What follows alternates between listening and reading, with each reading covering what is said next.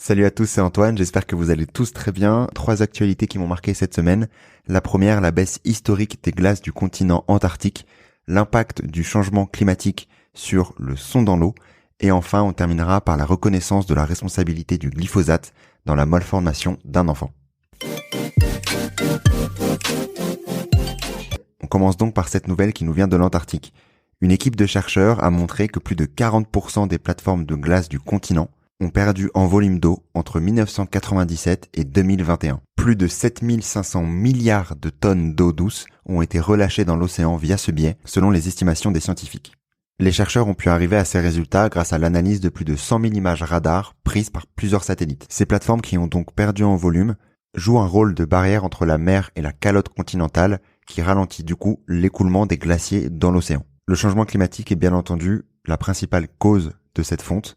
Le mois dernier, une étude montrait que l'Antarctique se réchauffait 2 fois plus vite que le reste du monde et beaucoup plus vite que les prédictions ont pu l'indiquer. Selon Benjamin Davinson, chercheur à l'université de Leeds, je cite, « Actuellement, l'Antarctique contribue à une faible part de la montée des eaux, environ 6%, mais cela pourrait augmenter substantiellement dans le futur si les plateformes de glace qui fondent donc continuent à se détériorer. » Au-delà donc de cette contribution à l'élévation du niveau des mers, la fonte de ces plateformes de glace pourrait également perturber la circulation des courants océaniques.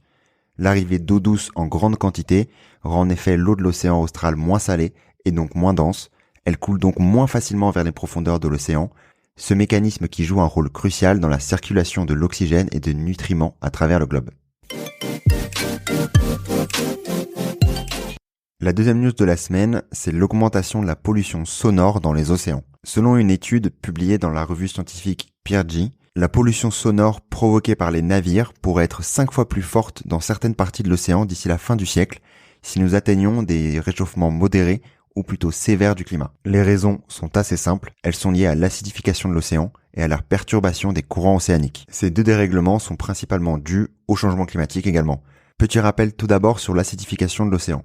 L'océan s'acidifie à cause de nos émissions de CO2. Le CO2, en gros, se dissout progressivement dans l'eau et cela produit, entre autres, de l'acide carbonique qui réduit le pH de l'eau et acidifie donc l'océan. En plus de limiter la production des coquilles et des squelettes des animaux marins, notamment des phytoplanctons et des zooplanctons, l'acidification de l'océan diminue la capacité d'absorption des sons aux fréquences inférieures à 10 kHz et en dessous de 500 Hz, l'absorption du son pourrait diminuer de 40%. Le son pourrait donc se déplacer beaucoup plus facilement dans l'eau. L'autre conséquence du changement climatique, c'est la perturbation des courants océaniques. Comme pour l'Antarctique, on en parlait juste avant, l'Arctique est également impacté par la fonte de la banquise et du Groenland. Le Gulf Stream est donc impacté par l'ajout massif d'eau froide et d'eau douce qui le dérégule. Je vous mets en lien dans la description l'explication de la glaciologue Heidi Sevestre sur ce dérèglement du Gulf Stream. Cette modification des courants marins devrait également affecter le paysage sonore des poissons, des dauphins et d'autres espèces océaniques. Les scientifiques anticipent que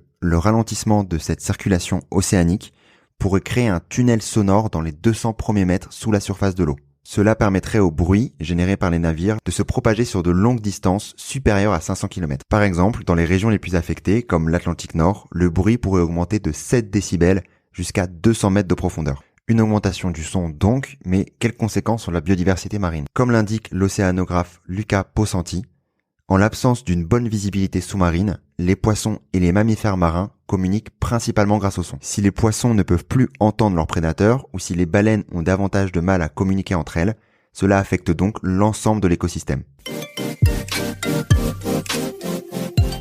On termine par une bonne nouvelle, le Fonds d'indemnisation des victimes des pesticides vient de reconnaître que l'origine de la malformation du jeune Théo Gratalou avait été due à l'exposition de sa mère pendant sa grossesse aux pesticides et notamment au glyphosate.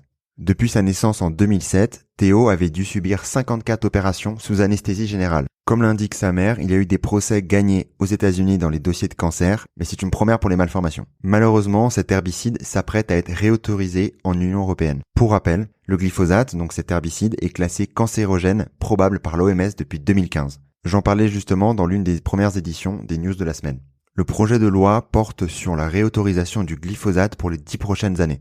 Pourtant, ce vendredi, les 27 États de l'Union européenne ne sont pas parvenus à se mettre d'accord à la Commission européenne. Pour être réautorisé, ce projet de loi devait réunir les voix de 15 États représentant au moins 65% de la population de l'Union européenne. La France et l'Allemagne, en s'abstenant, ont du coup bloqué le vote. Mais cette abstention n'a pas pour objectif d'interdire le glyphosate. Bien au contraire. Le gouvernement français propose de limiter la réautorisation du glyphosate à seulement 7 ans par exemple. Le prochain vote pour cette réautorisation devrait avoir lieu au mois de novembre. C'est tout pour les news de la semaine, j'espère qu'elles vous ont plu, je vous dis donc à la semaine prochaine, salut.